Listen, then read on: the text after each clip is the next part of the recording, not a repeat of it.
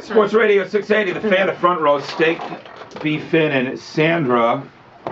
And in the house, number 2, Matt Ryan, quarterback of the Atlanta Falcons. Nice enough before he takes some downtime after the season to stop by live in studio. Matt, nice to see you. Good to see you guys. Good to be in here. Absolutely. And appreciate you coming by. And a whole season. I didn't get to spend the season with you. But not a good track record. Sandra and Brian, the Matt Ryan show, do you take any blame for not giving him better karma? I didn't play on the offensive line, did you? Yeah, every once in a while on the show here, I did go that route, but we may have played a role. It was the first time Matt really put himself out there to be a part of a show locally here in Atlanta. And listen, I haven't pointed any fingers all year. And today that changes. I'm going to point a couple of fingers right there. It's your guys' fault. Hey, have you ever played on a team that lost this many games, starting at Pee Wee, high school, college, NFL? No, not in football. It was a tough year. There's no doubt about it. But I've been lucky. I've been fortunate throughout my entire playing career to have been on some pretty good teams. And so it was tough. I mean, a difficult year, but what are you going to do? Right, and I imagine that I don't want to say get used to losing, but it's really a different mindset from your whole, athletic career is, I'm used to going on the field and winning football games, which in your NFL career, now most guys in the NFL can be dicey, but most guys who are playing quarterback in the NFL have won in college, high school, and everything else. First time in the NFL you had to deal with that too, makes you're maybe even a little spoiled to know if you had 5 years of winning a lot more than any NFL quarterback for the first 5 years ever. Yeah, I mean, it's hard to do. It's hard to win in this league, and that's one of the things that I think this year has shown is that it's a week-to-week league, and it can be very humbling, and you got to keep your head down. You got to keep working.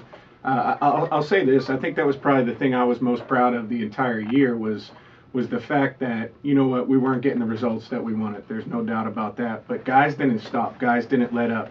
And I had talked off the air with Finn about it, in that years like that, it can get difficult. And the locker room can get to be a bad place. And, I think hats off to Mike Smith because it never got there. Matt Ryan joins us here in the front row. And one of the things we talked about even earlier today was, has the practice schedule, has the disciplined nature of Mike Smith and what he does on the field during practice, or the other coaches in general, or even other players that have come in since the new sheriff's been in town with Smitty, have things changed at all? Obviously a little bit, but have they changed drastically to the point where a season like this is a wake-up call where you get back to how we did it a couple years ago? Yeah, I think every year is different, and every team is different, regardless of whether you have a lot of the same guys back. Every team is a little bit different. I think when you don't get the results that you want, it magnifies everything, and you take a harder look at everything that you're doing, whether it be watching film, whether it be meeting times, being most efficient during that time that you have, and then also on the practice field, trying to be your best out there. I think certainly, this year kind of woke everybody up, and I think we do things right in our building and on the practice field. I think we have the right approach, but I think this year solidifies that. You really need to be on top of it every day. Matt Ryan with us, live in studio on the front row on Sports Radio 680, The Fan. Let me ask you about the theory I have about the NFL is it's a fine line between winning and losing, and a 12-4 year or a 4-12 year. I think you get the record you deserve because if you're a bad team, you're 4-12. But when you start getting on a roll like you did last year, you win close games. When you're having the year you have, you don't make a play. It started week 1. On the goal line in New Orleans. Everybody assumes that we're one of the better teams in the league and that they're one of the better teams in the league. It goes right down to the wire, and Steven Jackson can't make a play, and then you lose the game. Do you buy into, though, the momentum of when you start having things good happen, it can work in reverse like it did last year? Absolutely. Like it did this year? Absolutely. I think when things are good, and you're making those plays, you can't put your finger on why you're doing it. Right. But everybody has that belief that you're going to be able to do it. And then, when things are not going well, you can't put your finger on why they're not going well. And certainly this year, it's when that momentum hits, it becomes difficult to change that momentum and to make the one play or the two plays that kind of stops the momentum of games, and we weren't able to do a good job of that this year. And it's not the easiest thing to do, but certainly that's something that we've done well in the past. Yeah, we talked about it a little bit to the point where injuries start piling up, and when you had guys healthy, when Julio's healthy and Roddy's healthy, which wasn't the case for a lot of the season, you can get away with having a subpar O-line performance or even a bad job at times because those guys do so many special things down the field. Absolutely. One of the best players that we have on our team missed the majority of the year, and Roddy, really, I'll say this: he is the toughest guy that I've played with. I mean, his will to be out on the field. Time out. Come on. Seriously. All right. I've seen you come out of the game for a lot of different things. He always gets that ACL thing too. You know what I mean? My knees. Yeah. On my knees. No one. Yeah. But really, I mean, he's one of the toughest guys that I've been around, and he played through it. But he'd tell you himself. I don't think he felt like himself for the majority of the year. But then you see the last couple of games. I mean, when he's healthy, he's a really factor. Yeah, huge factor. Blew up against San Francisco. Thought he played well. Monster game. Yeah, exactly. So let's go back to Roddy early in the year. Guy's not healthy. Should have been playing. According to three of us, you're not going to comment on that part of it. But he's getting 2 catches a game. He's a 9-catch game guy. He's a all-timer. Is he just not open? Can you tell he can't drive off the ankle? Like, how does a guy go from? Is it just from the quarterback perspective? It's not like you're not going to look at him because you don't think he's healthy, but you're not looking at him because he's not open. Well, it depends on the way you game plan too. You go into it saying, all right, we're going to have Roddy X amount of snaps, whatever it is that week, and in those snaps, we're going to look at him on certain plays, and so when you talk about targets and those kind of things. I never really think about it during the game of like, all right, I need to get Finn the ball or it's Sandra's turn to get the ball. I just kind of think, all right, this is the play called. Here's what I'm looking at, and here's where my read takes me, and then I got to cut it loose and just trust whoever's running that route to be in the right spot. So targets and that kind of thing, I don't worry about it too much. My thing has always been, guys, the ball's going to find you. Just keep doing your thing, and the ball's going to find you. Let's talk about the offensive line because I want you to hear what Thomas Dimitroff said. First of all, you were sacked. Go ahead.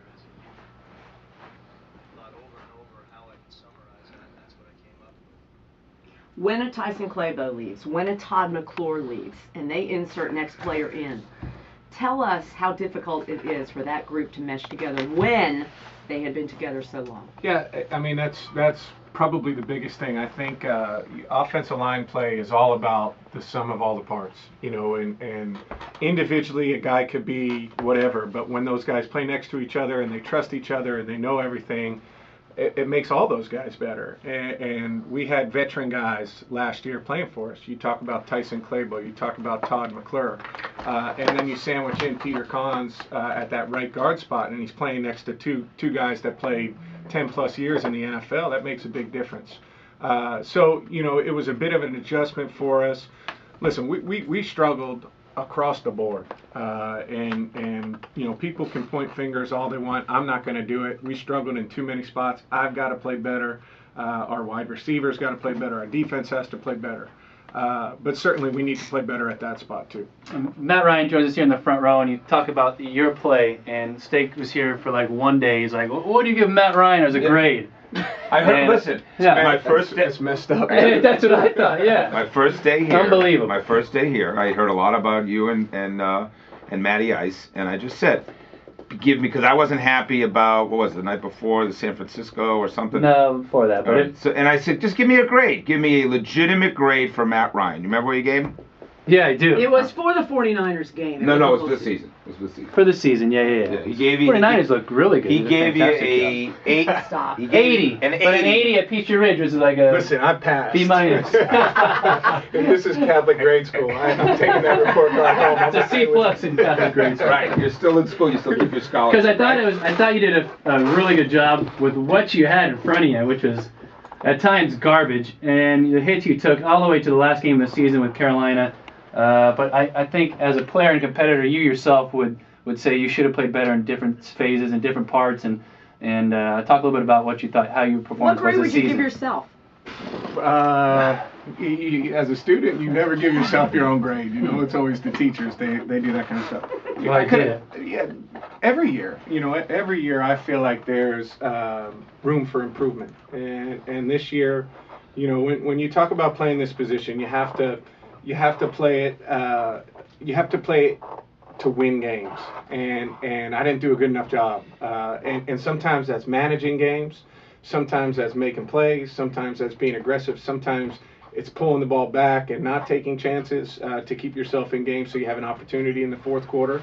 And I think I missed on, a number of times this year, but I also feel like I did some good things and have a lot to build on moving into next year. Is there a game that you think about and say that's one of the worst games I've played as a pro? Arizona this year. Oddly enough, Arizona the last 2 years. I don't know what the common denominator there is. Their defense is pretty good. No doubt.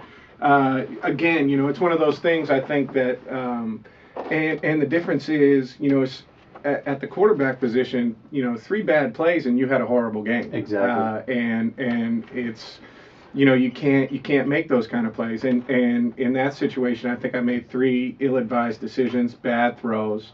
And I think that cost us the game. It put us out of reach too fast. And I think in that game, had I just taken the sack or thrown the ball away or done whatever, I think I would have given us a chance to be in that ball game late. And you never know what's going to happen.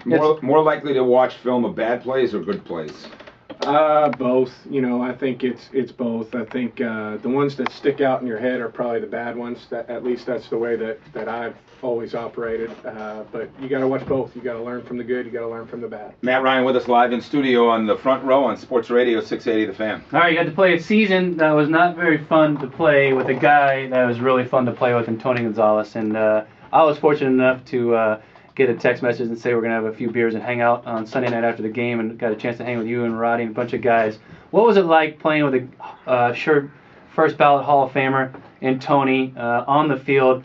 The reads you guys have each other, because it's going to be different next year. You're going to have Toilolo going out there and you're expecting him to put his foot in the ground and come out and pivot, and it may not happen. What was it like having a guy on the same page as you almost all the time? Yeah, it was awesome. I was fortunate to play 5 years with them, and I still kind of pinch myself that I had the opportunity to do that, because you got spoiled, is really. Absolutely. I mean, you got spoiled. To know that there's a guy, if it's anywhere near him, first of all, there's a good chance he's open. And we went from Ben Hartstock and Justin Peel to Tony Gonzalez. Right. I think that would happen. They could block power. They could run the ball now. But you really do get spoiled in that if you can't help but thinking third down, at least I know if it's in that direction, that guy's making the play. Yeah, more often than not, Tony would. And one of the best things about him is that he didn't even really need to be open.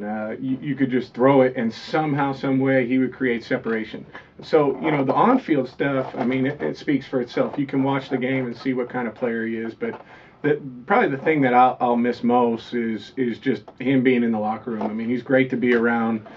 He's got unbelievable perspective, and I think, nothing was ever too big for him, and no stage was ever too big for him, and he was just relaxed, trusted his routine, and was quietly confident within himself. And I think that kind of permeated to everybody else, where you're kind of around him and you're like, yeah, just go out there and play. Just go out there and do my job. It's awesome. It was awesome to watch you guys play together and have that camaraderie. You talk about the big stage, and unfortunately, you haven't got there yet, and he never got there in 17 years of playing, never made it to the Super Bowl. Got real close last year. And my question is, after that shoulder injury I had last year, would you have played 2 weeks later in the Super Bowl? Just in my head, I'm like... Well, can we go back to talk about the injury? Because it's a great question. Talk about the injury in the 49er game that happens very late. We're on the cusp of getting so to the Super Bowl. Hurt. Oh, what was the hit? How bad was it? And then, of course, Brian's salient question of 2 weeks later, what would that have been like? So take us through what happened. It was, I forget, maybe the third to last play of the game. And just for whatever reason, the play broke down, and I rolled to my left, and I got hit from the right side and just landed on my left shoulder. and it's an AC that Brian's done. We all have this weird bump that kind of sticks out of our shoulder now. Would I have played the next week? So how much pain? Or 2 So how much weeks? pain right there? So you know right away that. I mean, it hurts. It's so hurt. I think you cried. You one tear. I did not cry. All right. I didn't cry. But adrenaline's going. You're not. Does it affect the final 2 plays of the game at all? I don't think so. Okay. You know, I think you just you keep going, and your shoulder bounces around a little bit on you, but there's you know that's just part of the deal. I would have tried. You know, I would have tried to play 2 weeks later. You're out of your mind to not give it a go and. So what does it look like for you two guys? How do you get an injury like that? What do you'll ice it all week long. You'll do a little bit of reps, and it won't get any better because those things take a long time to heal. And then they'll before the game and maybe even a week of practice, they'll shoot it up and see how it feels. And the big needle comes in there and injects a bunch of junk in there and numbs that thing up. And may have done that during the week and then see if it worked or helped a little bit and done it again on Sunday and gave it a shot. When did you get it? Did you get surgery on it? No surgery or anything like that. One of those things that just kind of heals with time. And I don't, you know, I'm not big on talking about injuries, but right. Well, the season was over. I mean, it's not. I mean, you didn't have to. Yeah, no. So I mean, it was just one of those things you just had to rehab and rest, and you know, it just takes a little bit of time to get back. But I think that's the sentiment for most guys. It would be crazy not to try. I mean, it's a Super Bowl. It's a freaking Super Bowl. It's a Super Bowl. Matt Ryan is here, live in studio on Sports Radio 680 The Fan. We were talking about that week between the Seattle win and that San Francisco game. That was a very special time for Falcon fans, and I can't imagine what it felt like for you. Can you go back there and remember what that was like? You know, obviously you enjoy the win in the Seattle game. That was a crazy game how it unfolded, and so you enjoy it that night. But then probably 9 or 10 o'clock that night, when you come down from the game or whatever, you start to realize that, all right, I gotta get ready for next week, and you go into that preparation mode. Can you get a pulse on the city though? Right. Could you feel how excited you could, even though, and I know you live right outside Buckhead, so you're driving to Flowery Branch. We are, look, it's the number one. I've been doing this for 20 years. It's the most excited week I've ever seen in our city, but I don't know if you're going from point A to Flowery Branch, you could feel it or sense it or not. Yeah, I mean, it's one of those things. It just, even I'm at 2 places during the season. I'm at home and I'm at Flowery Branch. And even at Flowery Branch that week, the number of people coming in, just the way people were acting, talking, all that kind of stuff, it was different. It was different. And it was fun to be a part of. And then, the Dome, I mean, it was nuts. That was as good as Atlanta's ever been, and it was fun to be a part of that. Do you realize how much different your offseason would have been if Matt Ryan doesn't hit that field goal? I mean, we talked about it on the air. The single biggest kick maybe in Falcon history, even the Morton kick to the Super Bowl, because Smitty's winless, you're winless, team is number 1 seed, and the whole vibe. I mean, I'm not telling you that we didn't hurt losing the Niner game. But if you could not win the one playoff game at home, that, to me, that was just enormous. Yeah, it was. Because there was it was nice to put that one to bed. Right. That's for sure. Because it was a question that was asked quite a bit. But most importantly, I think it's about winning a Super Bowl and not winning one playoff game. It's about doing everything that you can to win a Super Bowl and to bring one here to Atlanta. And that's what. That's what the focus has to be about every day. Every day during the off season, every day during training camp, every day during the season, you got to, go out there and give a Super Bowl effort on Wednesday at practice, on Thursday at practice. It's got to be that mindset all the time, and that's the next thing. Let's put that to bed. Let's go win that. Matt Ryan with us live here on Sports Radio 680 The Fan. I want to give you a lot of credit for how you handle being famous, because you're famous. You're an NFL quarterback. The NFL is the biggest thing in the world in terms of sports. I've been around you a lot, obviously covering the team and seeing you outside of that. Your wife, great lady as well. I know your family a little bit. How is it being this famous? Is it a fun thing? How did you learn how to deal with all the people you interact with? How you show up sometimes, stories of you buying everybody in a restaurant drinks or doing things like that. But I mean, you've done stuff like that. It's public. So talk about that level of fame. You grew up in Philadelphia. You don't expect that this is going to be your life and everything else. Yeah, I mean, totally don't expect that it's going to be your life when you're growing up. You always, hope to play in the NFL, and that's always been a dream of mine. but it was never, to be famous. It was just to play in the NFL. And that's one of the things that goes along with it. I don't think of myself as some, famous or celebrity or anything like that. Obviously, within the city, there's a lot of people who recognize me and come up and say hello. I think I'm lucky to be in the city that we're in, because you mentioned I grew up in Philadelphia, and that's for a professional athlete, that's one of the harder towns to be a professional athlete, because people are relentless, and they're on you all the time, and they can be tough at times. And people here in Atlanta are, they have super high expectations for us, for myself and for our organization, but they're also extremely respectful. And, I've been super nice to myself and my family since I've been here. I get the sense that you don't get bothered nearly like I grew up in Boston, or, talk to Red Sox players, it was, you couldn't go anywhere and enjoy anything, and it just was a hassle. And you hear it from Usher, you hear it from, Ludacris, guys like that who live here, a lot of famous people that say Atlanta pretty much lets you do your thing better than a lot of places. It's awesome. It really is. It's an awesome town to live in as a professional athlete, and the people here are great to be around. Matt Ryan joins us here in the front row on 680 The Fan, and will you be watching any of the playoff games going on this weekend? Yeah, I'll watch. It's always hard when you're not in it and you're not involved in it, and I'd much rather be out at Flowery Branch right now than sitting in here with you guys preparing and getting ready to go, but we're not, and so like everybody else, I'm a fan of football, and I'll be watching some of the So games. the Saints go to Philly. You're rooting for Philly, obviously. Dog in the fight? Just say it. I mean, I can't pick the Saints. Right. You guys know I can't You pick said the it. Saints. There's no way. So, they're a number one enemy. Is Carolina number two? Everybody in division. I mean, that's the biggest thing. I mean, each rivalry is a little bit different. Each is unique. Each has its own flavor. But I think all those teams say the same thing. I mean, you don't like going and playing against those guys, and they don't like playing against you. Did they mention the get the blank off our field this last Carolina game to you, or was that over? Unbelievable. Had they forgotten about that for real or not?